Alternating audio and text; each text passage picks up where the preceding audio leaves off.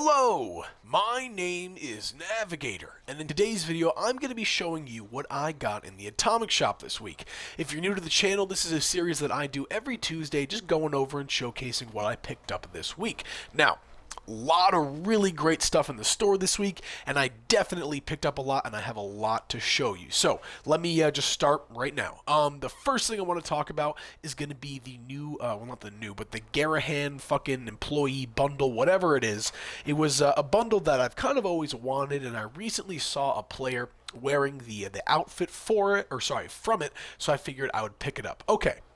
On the left here, we have the Garahan Foreman outfit and helmet. You can pick this up from the Legendary Treasure Hunter event. The helmet and the outfit drop separately. Just a quick overview of that. It's kind of got this yellow helmet with this nice brown kind of trench coat. There's no specific backpack for it, but there is a specific backpack for the outfit that I picked up. So that's the first iteration of it. This is going to be the Garahan Employee outfit and helmet. It's a little bit different.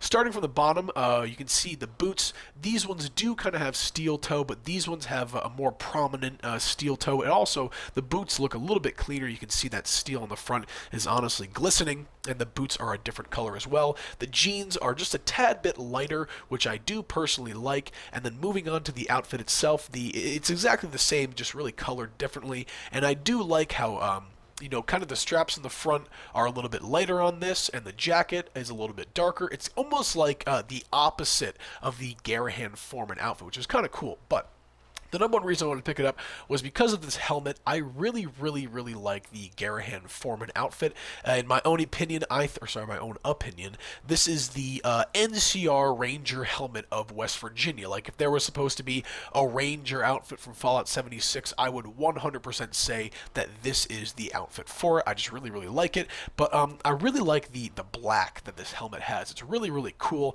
And I was honestly thinking about doing kind of like a World War I maybe kind of build with it. I think it'd be kind of cool, maybe like a Fallout Universe World War I build, because the helmets remind me a lot of the Tommy helmets that the British wore during the First and Second World War. So the last part of this outfit is going to be the ore collector, whatever, the ore basket backpack, I believe it is. Pretty straightforward, just kind of a bunch of wood scraps put together to hold a bunch of coal or whatever the fuck that is. So that is the first thing on the list today, the Garahan employee outfit along with the ore basket backpack. Okay.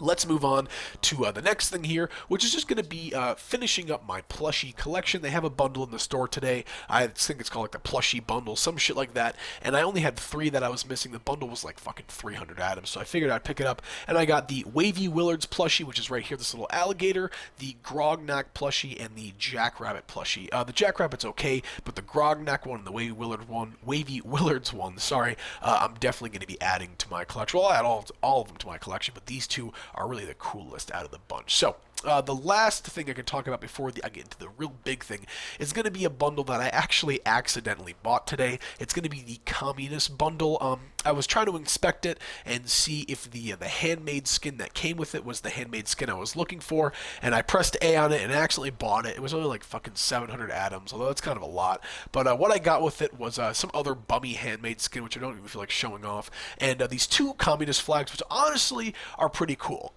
I'm not going to lie, I probably won't be having these up too often. I really like the color on them, though. I think they're just really cool, definitely stand out among the other flags. And the other thing that I got with this is the Communist Stash Box. Pretty straightforward, although I really do like the green kind of coloring on it. You can almost pass this off as maybe like a U.S. Army stash box, although with the Chinese written on the front, I don't know about that. Okay, let's get into the biggest thing, and that is going to be the, well, what the fuck is it called? Like the port wine stain or whatever the fuck. Where's the Atomic Shop? Let's see. The medieval Portcullis. I'm going to call it the drawbridge. How about that? I'm just going to call it the fucking medieval drawbridge, because that is literally what it is. Okay. Let's start on the front of this here. We can see there's this really massive and honestly a little intrusive kind of cement foundation here, and I'm going to talk a little bit more about that once I'm done, going over all this. So on the front here, there's like some scrap and stuff. There's a stop sign here along with a restricted area, although we do have this sign in our camp. It would have been nice if they had given us maybe a different one, totally unique one, but Other than that, there's obviously these big pillars here, some torn American flags, reminds me a lot of Lonesome Road, and just some more debris, some more bricks kind of built up. So, this takes 3 power to power. What I have down here is just a solar panel which produces 5, so I plug that in, and actually, the power connector is on this side of the wall, but surprisingly, you can kind of just thread this through really from any angle, I believe. I mean, I could have this solar panel here, and I think it would just go right through the wall. So that's very cool. You really don't have to, like, circumvent your power too much in order to get this to work. So that is the front. If you walk up to the front here, you can open the door. And it's pretty sweet drawbridge. I love the sound that it makes. And let me see if you can close from the front again. You can just by looking straight up. Something that I should test out, but I probably won't in this video, is, actually, let me get to the top first, and then I can explain what I'm going to say. So let's go around the back here. Nothing too much, like some random shit here, some like power, blah, blah, blah. When you power this up, these 2 lights up here will turn on, and they actually do provide quite a bit of light, so that is very, very nice. Okay, let's go to the top of this structure, though, where probably the coolest stuff is. So, you come up here, and there's kind of a catwalk here that is thankfully enclosed in, which is kind of nice. And you come over here to these little kind of guard towers, and you can look over very, very, very nicely. Like, it's not a thing where, like, it's going to be that high or something. You can look over all the way down pretty nicely. Let's see what it looks like in third person. Yeah, I can aim my gun over there. That's pretty sweet. So, let's say someone pulls up to your base, you can just be standing here looking down on them. The other cool thing is I believe you could probably put a turret here. Oh, Jesus Christ. You could probably put a turret up there, and it would probably reach over the little cement thing there. So you can actually have some real defenses up here that'll actually work. So the coolest thing about this, though, is going to be this little lever right here. So if you pull this, the drawbridge will open. And if you press it again, it will also close, and that lever moves, which is really, really cool. The thing that I'm wanting to figure out, though, is that if I lock the door down here, I'm wondering if I can if I can open it from up here, and then that way, what would happen is if someone comes to my gate, the gate would be locked, and I would have to open the door for them from up here. Honestly, I kind of thought about that during, like, literally while I was recording this, so that might be something that you guys can experiment. I'm definitely going to be experimenting with that, because it really doesn't make sense for there to be a thing up here if someone could just walk up to your door and fucking open it. Although I'm pretty sure that this will work. I really don't see a reason why it wouldn't. Okay. The most important thing that I'm going to talk about regarding this new prefab structure, whatever, is how you're going to use it. So, it's really cool. There's a lot of really awesome functions with it. The only downside, though, is how do you put it into your camp? How do you, add, like, walls and surrounding stuff to it? So, what I did is I put down a foundation, I put down a wall, and a little defense thing to show you what you could possibly do to, incorporate this into your camp, make a whole structure out of it. So, my first idea was to obviously put down a foundation that would connect to this pretty well, so that's what I did. I mean, obviously this isn't really going to stay here, but I tried to make it as flush as I possibly could. On the other side, you can see there's kind of a gap right there. I didn't really do a great job of it, but it's the best I can do.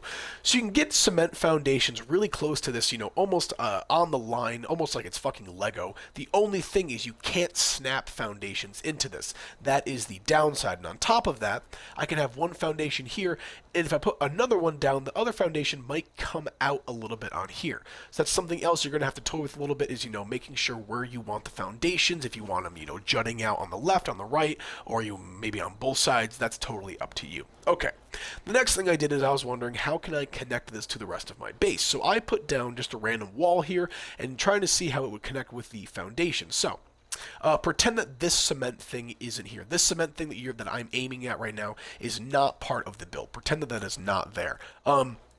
If you put down this wall here, you will not be able to get through the wall, although there will be this massive gap right here you can see right in the base, and that's up to you if you want to have a wall down to make it, neat and connect it all the way around. That's up to you, but you will have to find a way to block this little area right here. So, when I came up with my alternative, let me see if I can get rid of this fucking wall.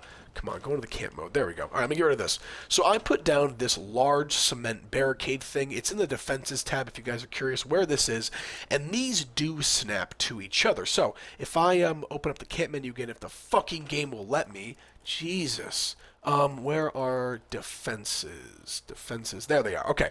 This is the defensive wall. You can see, although it's kind of going out of the camp thing here, these will snap together, and you can put these concrete foundations all around your camp in a square, and hopefully you can connect these all in a square as well. The good thing about these is you can connect them not only on like the straight away, but you can also connect them on an angle. Let me see that just like that. You can connect them on an angle, so if you want to turn a little bit, you can. Okay. That's really all I have for this video, going over, the stuff I got. Really, my biggest piece of advice to you is if you want to use this in your camp, use this cement barricade. It matches perfectly, and it is just large enough that, or it's tall enough that it's not going to be too short, and it really just fits in with the build very nice. The only downside about that is that it's going to cost a lot of concrete, because you're going to need to have this concrete foundation, and this is going to cost a lot of concrete as well to build.